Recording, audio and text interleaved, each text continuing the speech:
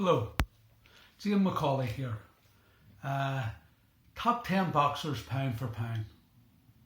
These are, in my opinion, the 10 greatest boxers that ever lived.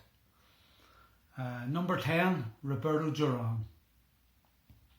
Duran won titles in 4 weight divisions.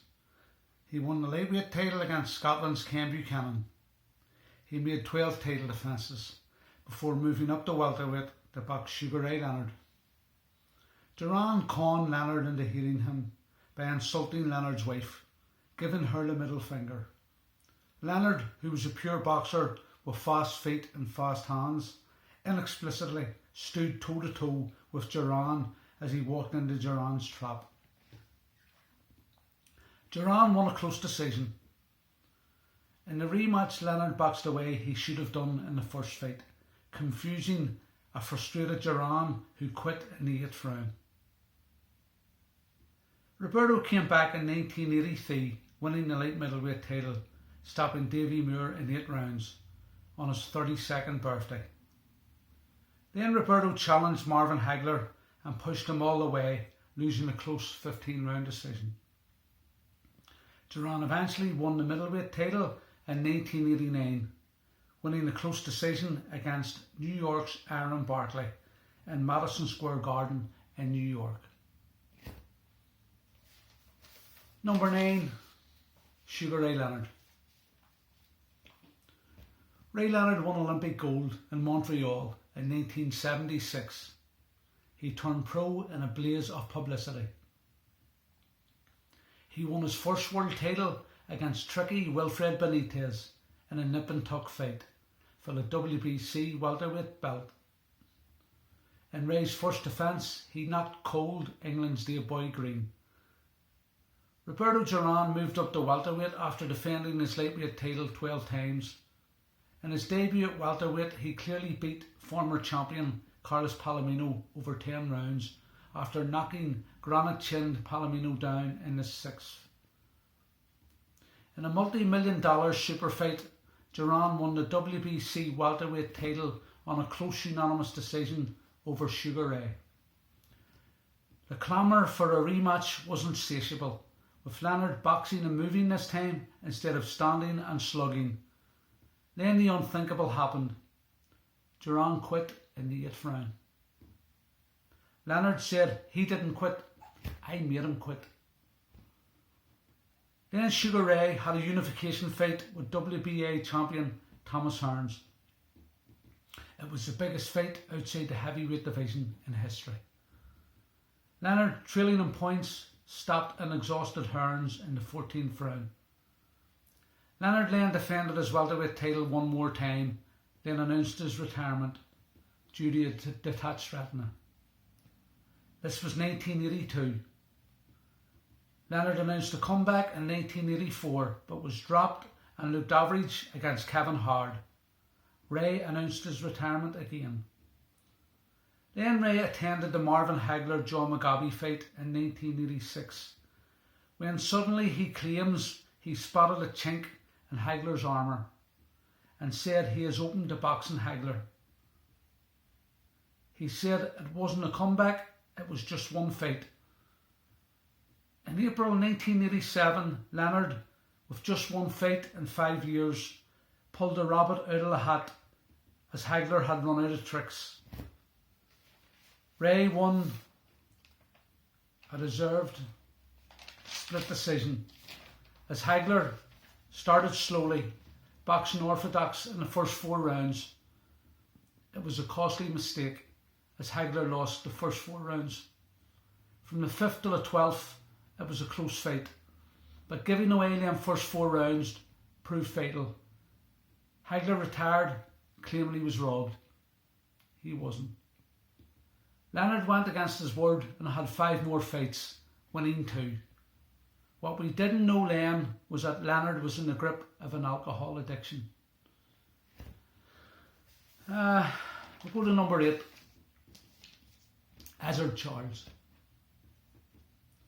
Charles was number 1 rated middleweight at one time. This was just before the war. He moved up to light heavy and was one of a number of boxers called the Black Murderer's Row. They were black boxers who were avoided. They had to box each other to get work. Charles beat Archie Moore 4 out of 5, including stopping Moore in 8 rounds. Charles won 42 fights as an amateur and was never beat. Charles had 96 wins as a professional, the most by a world heavyweight champion. From April 1943 to June 1951, you could make a case that Charles was undefeated. His only loss was by a controversial decision to Elmer Ray. He knocked out Ray in a rematch. In that period, he was 41-1, but it should have been 42-0. He also went 9-0 in world heavyweight title defences. He was practically unbeaten during that period. Number 7, Benny Leonard. 219 bouts, lost 21. Nicknamed the Ghetto Wizard. They won the title against Freddie Welch, who was a vegetarian. He was champion for 7 years. Leonard could box and punch. He lost over $1 million in the Wall Street crash. He died in the ring in 1947 while refereeing a boxing match. He was 51. What a fighter Benny Leonard was. Number 6, Willie Pep. Featherweight Willie Pep had 241 fights. He won his first 62 fights before losing to Sammy Anga. Pep held the featherweight title for 6 years. He lost his title to Sandy Sadler, but he regained the title with a masterful boxing display in the rematch, winning on points. He would lose his title again against Sadler, but won only 1 of 4 against his great rival. But the 4-fight rivalry with Sadler was after Pep survived a plane crash in which he broke his back. He was told he might not walk again, but within a few months he was back boxing again. He wasn't quite the same boxer again though, albeit still a very good one. Number 5, Harry Greb. 300 fights with only a dozen or so defeats. Boxed the last 4 years blind in one eye due to a stray thumb from the seriously tough Kid Norfolk. World middleweight champion 1923 to 1926. Greb also beat 7 light heavyweight champions and a heavyweight champion in Gene Tunney. Greb won the American light heavyweight title against Tunney. Greb boxed more Hall of Fame boxers than any other boxer, and he lost his title by a split decision against Tiger Flowers and died a few months later, aged 32. Number 4, Joe Louis. Joe Louis made 25 defences of his world heavyweight title over 12 years. Only 3 guys went the distance with him in title defences: Tommy Farr, Arturo Godoy and Jersey Joe Walcott. Godoy and Walcott were knocked out in rematches.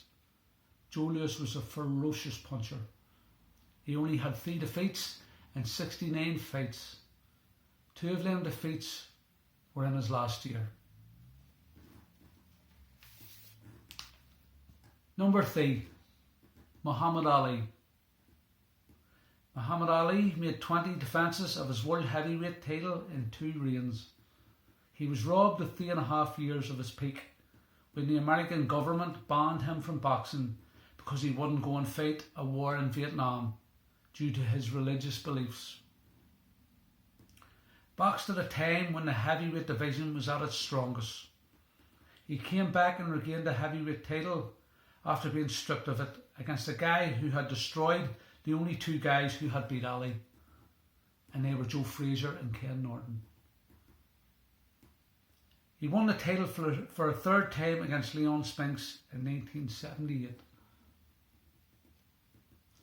Number 2, Henry Armstrong, whose real name was Melody Jackson. The world champion and nearly won the middleweight title when he drew with Garcia, whom he had previously won against. He made 5 defences of his welterweight title in 3 weeks. That's unheard of, that's crazy. The quality of opposition was incredible.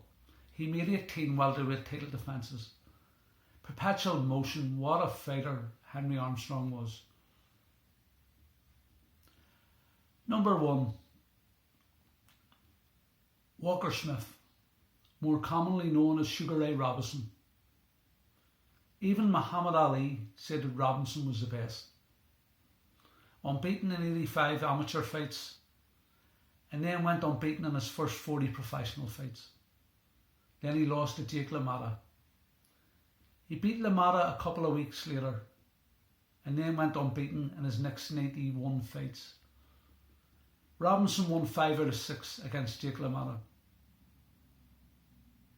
He was welterweight champion, middleweight champion, and just had to stay on his feet for 2 more rounds and he would have won the light heavyweight title against Joey Maxim.